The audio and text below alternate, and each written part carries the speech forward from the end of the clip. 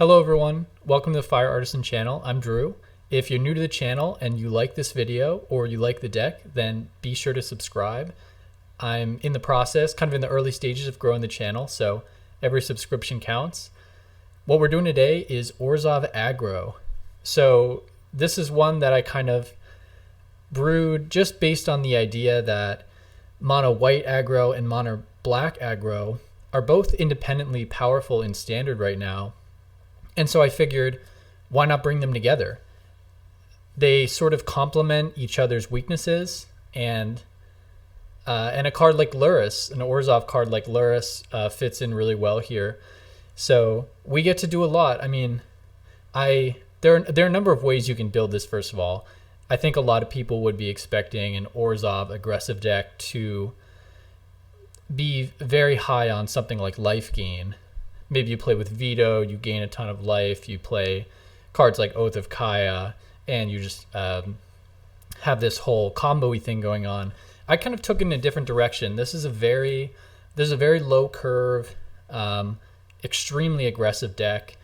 I basically handpicked what I consider the strongest aggressive cards in both of these colors. Now, we look at the 1-drops. We basically have just a lot of 2/1s, some of the best aggressive 1-drop creatures in standard. Loyal Pegasus, 2/1 flyer. Venerable Knight, 2/1, great 1-drop for white. We've got Gutter Bones, 2-drop that recurs from the graveyard, excuse me, a 1-drop. And Knight of the Ebon Legion, which I think it goes without saying is just one of the best 1-drops in the format. Now, one problem I've always had with mono black aggro is that its 2-drop creatures are just really bad. Now that standard is fully mature, it's still a little bit surprising to me that there are virtually no good black 2-drop aggressive creatures. Obviously you have a card like Blacklands Paragon, which is good, but it's really not that good. It's not, in my opinion, it's not good enough to play over Tithe Taker or Seasoned Hallowblade. So frankly, our best black 2-drop is Eliminate. That's just kind of the best, probably the best black 2-drop in the format right now. So that's what we're playing instead. We're mostly playing white cards for the 2-drops. However, white doesn't have particularly good 3-drops. Again, just considering this aggressive style, obviously, if you're playing a white life gain deck, then there are excellent 3-drops to choose from, including Heliod himself. But in our case, just purely aggressive, Rotting Regisaur is just an extremely strong 3-drop. Spawn of Mayhem, technically a 4-drop, is essentially a 3-drop in our deck. We can usually get it down if we have it in our hand on turn 3. And yeah, so I just like this hybrid approach to an aggressive deck. I like the mana curve. I've been having success with this deck. I've really been enjoying it. Sort of moving up in Diamond here. Lurrus, as you can see, I love playing it in the main deck. Obviously, we can't have it as our companion with the card choices that I've made here, wanting to play with Rotting Regisaur and Spawn of Mayhem. But Lurrus is an excellent card to just play. It hits the battlefield, and then suddenly our whole graveyard is alive again. So we can replay some of our really powerful 1 and 2-drops. And it actually has great chemistry, I've noticed. Sorry, I'm just plugging my computer in. Yeah, it actually has great chemistry with Rotting Regisaur. If you have a Lurrus down, you're discarding your creature cards, and then you just play them right out again the following turn. Seasoned Hallowblade is another card that you're if you're keeping it indestructible or making it indestructible, once in a while you're discarding cards, and Lurrus comes in and gets you those cards right back onto the battlefield. So Lurrus is really strong here. There's definitely a consideration of putting 3 or even 4 of him in this deck. I'm not exactly sure where you would cut. Maybe you could cut 1 copy of Spawn of Mayhem or Rotting Regisaur, or even a land, I suppose. I mean, the curve is really low, but we're a 2-color deck, so we've got 22 lands right now, and I'm playing with 1 castle, Ardenvale, and 1 castle, Locthwain.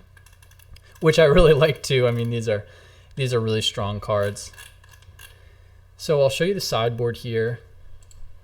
Now the sideboard is basically like the deck, just a combination of what I consider to be the strongest white and black cards. In this case, it's kind of the white and black key sideboard tech. Got Duress from black, Devout Decree, Disenchant, and Glass Casket from white, Noxious Grasp from black, and Basri Ket, not sure if I'm saying that right, from white. Just a really strong planeswalker who can come in and diversify our threat base a little bit.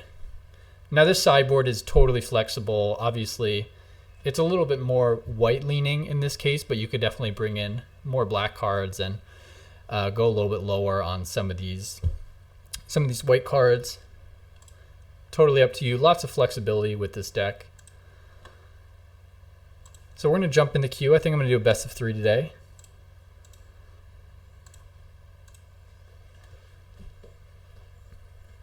I've really been enjoying playing this list, though. It's not something that other players really expect. It's obviously not a deck that's really on anyone's radar. Obviously, the strategy is straightforward enough that your opponents aren't going to have any trouble sideboarding against you or anything like that. But yeah, you do sort of have the element of surprise with it. And it's interesting, just the pairing of white and black together in this deck. Just the cards have this weird kind of like anti-synergy with each other. That's a little bit hard to explain, but I think maybe you'll see what I mean. In this case, we've got a hand of all white cards, which is fine. Turn 1 Loyal Pegasus obviously isn't great. Love to be attacking on turn 2, but all right. Could very well be Jund Sacrifice. I think I'm going to put this Swamp down so that we have the possibility of a turn 3 Spawn of Mayhem.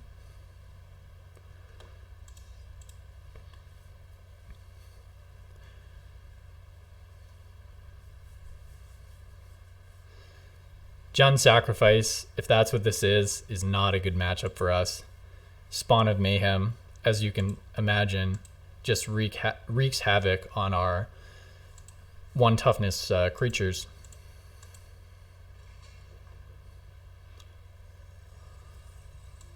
All right, it looks like, I think I just want to do a turn 3 Regisar. What am I discarding? Probably the Tithe Taker or the Spawn of Mayhem. I think I'll discard the Tithe Taker actually for sure,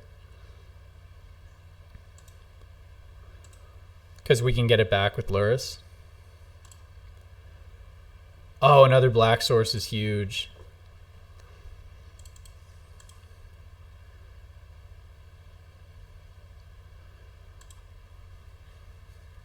I think the way we win this match is just to put a ton of pressure on them.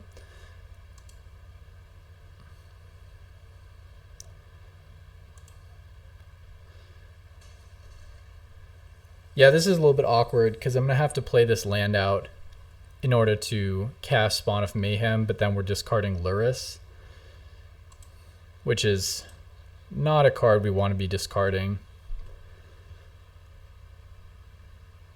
Let's see, so I could play Lurrus this turn, discard the Swamp, and kind of just hope I draw another black source to play a Spawn of Mayhem. But if I get the Spawn of Mayhem down this turn, then it does really just put a clock on them. I think I like just being really aggressive here and playing out a Spawn of Mayhem. I think you just have to put a clock on a deck like this because they just generate so much card advantage the longer the game goes. And oh good, they're claiming the Firstborn on our Regisaur. Obviously just going to take 7 here, no problem. Well, there is a problem. We're getting attacked for 7, and then we're losing our best card. But other than that, you know, actually the nice thing here is that we're not going to have to discard Lurrus, which is really the best card in our deck. So this is actually kind of exciting. If we draw a land here, we can do Lurrus plus, is it Tithe Taker? Yeah. Oh, Llanowar Visionary, didn't expect that. You know, I haven't really been following the most recent developments of an archetype like Jund Sacrifice. It's never really been something that I've played a whole lot of. Ooh. Any reason not to go all in? No. All right, yeah, I think, you know, barring a really powerful play next turn, I think we should have this one. We can discard a Venerable Knight to the... This is kind of the combo I was telling you about. We can discard the Venerable Knight to the Seasoned Hallowblade, and then just replay it immediately with Lurrus here.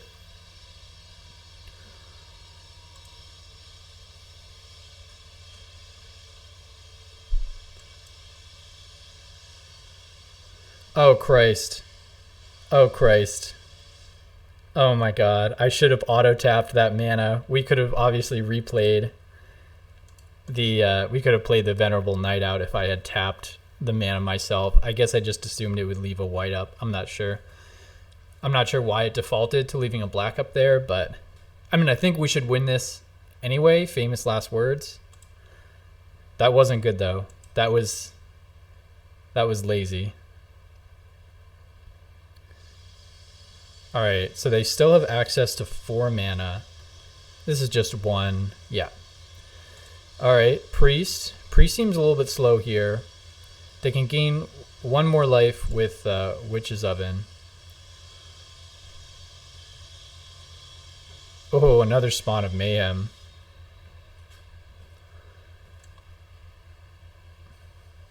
I think I just want to play all these cards out right now. Yeah, that's another mistake. I should have played Venerable Knight so that I could also play Spawn of Mayhem. I mean, my thought was, you know, you obviously want to cast something before we attack with the Lurrus.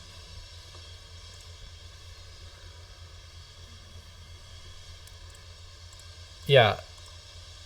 I don't think it's going to matter. I don't think there's any way they survive this attack. They are holding up 2 mana. And they can block something with a cat. I think this game's just over. They're not even blocking. Yeah.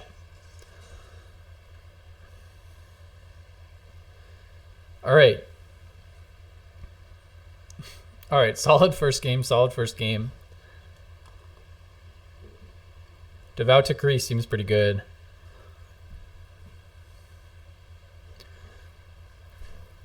It's awkward that they're in 3 colors. I think Glass Casket is really strong. I think Disenchant. I think Devout Decree is pretty good.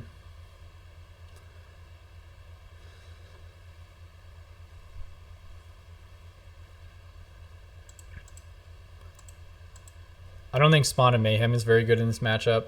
Or excuse me, I don't think the Regisaur is very good in this matchup. Because they can just endlessly chump block it with the cat, and we don't have any way to give it trample. So that's kind of my thinking with taking those all out.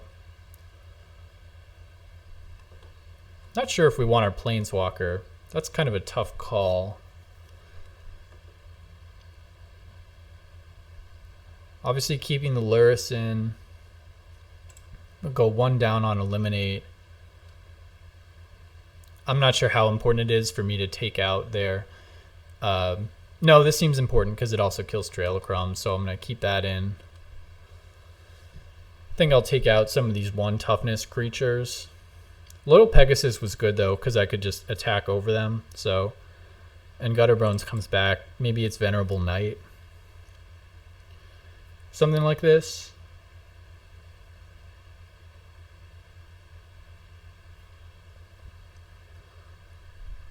Yeah. Yeah, I think we're just going to try to rely on getting damage in with the flyers, answering their creatures, answering their Witch's Oven, things like that.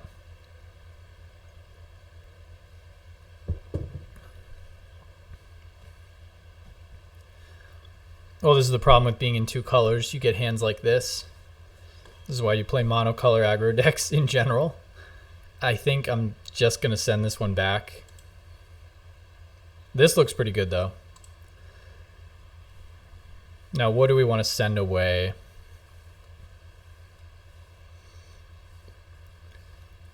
Yeah, I guess I'm tempted to.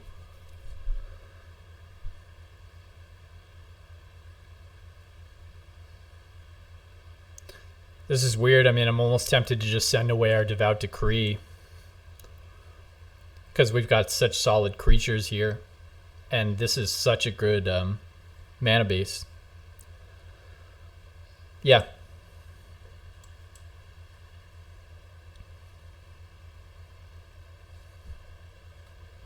Looks like they're on 5. I mean, oh, that's sweet. We have a Castle Ardenvale and a Castle Locthwain. Starting to look really good for us. Opponent's on 5. So if we think that we're having 2 land problems, can't imagine what's going on their end.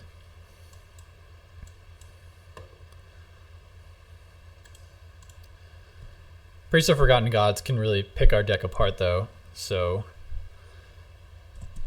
Okay.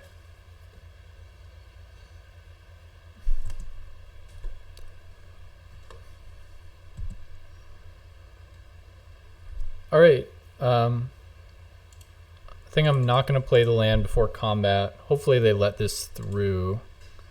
They do.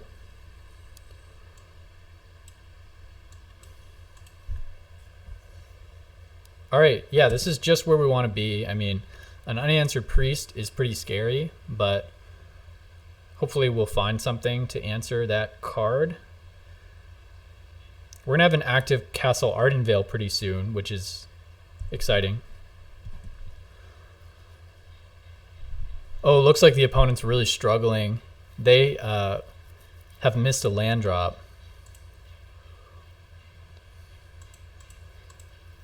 And our deck does not give them a lot of time to recover here. Looks like we're going to see a Noxious Grasp.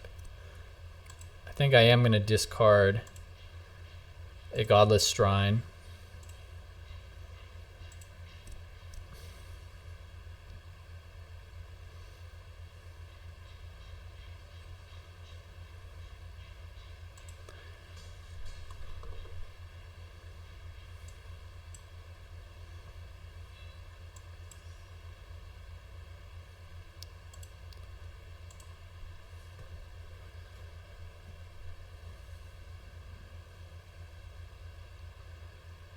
Oh, it's a Fabled Passage for land number 3. I think they're in really serious trouble here. Let's see what they can come up with.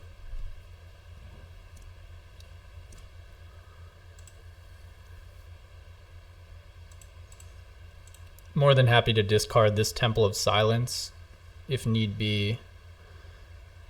I'm actually pretty happy with this trade, so I think I'm just going to let that happen.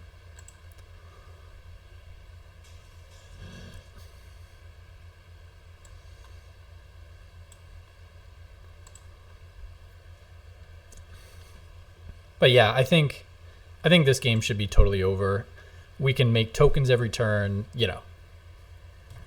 Most they'll have next turn is 4 lands. And they've got nothing going on.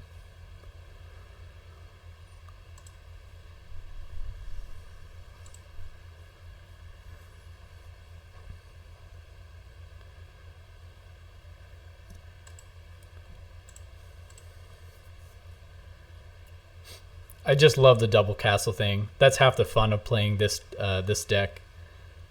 I think their plan here is just to crack the food, but I don't think that'll do it here.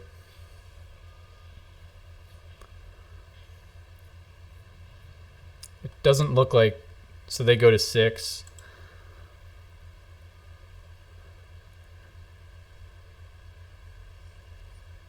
Yeah, actually they do survive doing this, I'm sorry.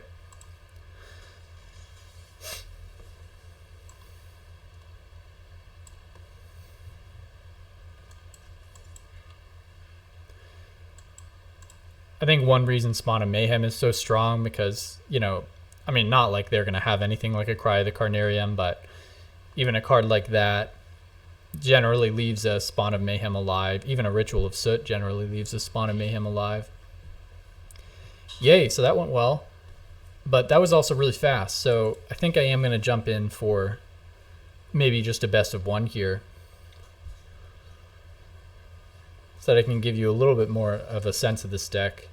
I mean, obviously with this deck, the game's going fast is exactly what you want, and that's, you know, the longer it goes, usually the worse you're doing.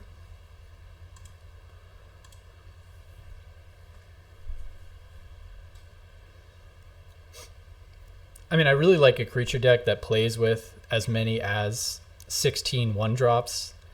I think if you're the tempo deck, it is really rewarding to actually play early spells.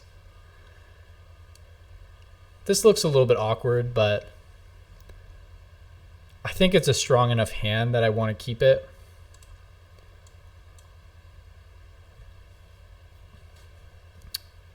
You know, considering that Loyal Pegasus isn't exactly a very high impact card right now, I think maybe I want to play the castle first to guarantee I have a turn 2 play.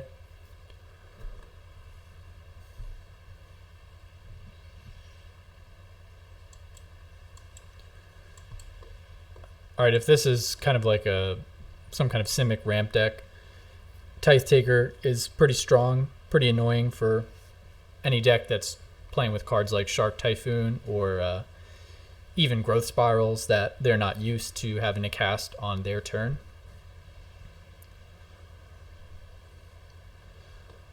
All right, this is kind of working out. We drew a land, which is huge. I'm going to be able to play another Tithe Taker.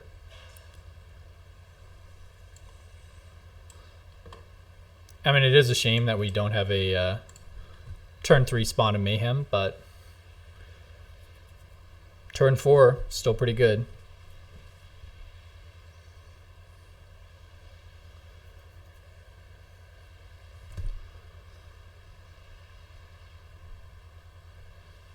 We got 2 Tithe Takers, so they just cannot play. They can't play stuff on our turn ever. It cost them a fortune. Making even a 1/1 shark would cost like 5 mana at this point. Alright, so let's crack this for a black source. And I guess we'll draw another black source too. I don't see any black in their mana base, so I feel pretty comfortable just dumping out my whole hand.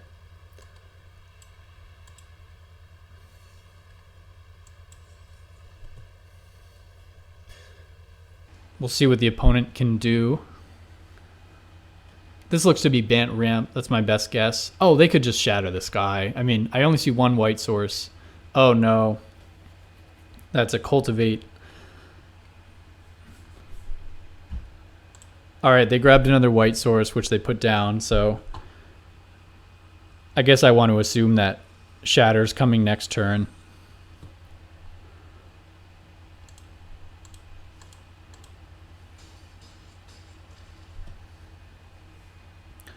Yeah, I mean, if Shatter's coming next turn, then I think I just want to draw a card with Castle Locthwain.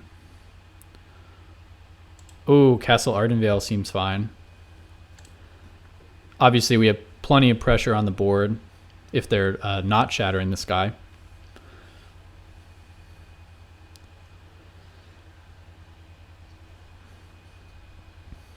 But if they do the Nissa thing here, I think they're just dead. I don't think that's going to be enough. Let's see, 1, 2. Looks like they could play Nissa and still have like 6 mana available.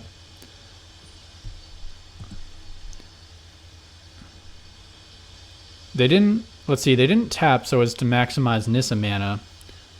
So right now they'll only have 5 mana.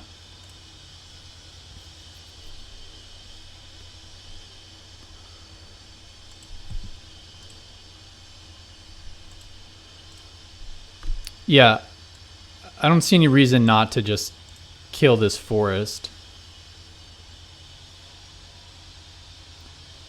Because now they're only on 3 mana.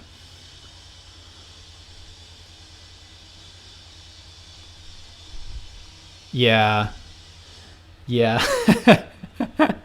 All right. Well, yeah. This has been Orzhov Aggro. and it's been a lot of fun. This was another game where we saw both the castles. I mean, we didn't quite get Castle Ardenvale on the battlefield, but it was coming down. And that, I love the double Castle Locthwain, Castle Ardenvale. Well, Castle Vantress is really strong. I was about to say those are the two strongest castles, but that's not even true. All the castles are really strong. I think Castle Garenbrig is probably the weakest castle, though. Basically just ramps you from like 4 to 5 mana, but only for creatures. So that one's never as exciting. But yeah, so thank you so much for joining me. Remember to subscribe if you haven't, and I will post the deck list. I'll see you next time. Thanks again for watching.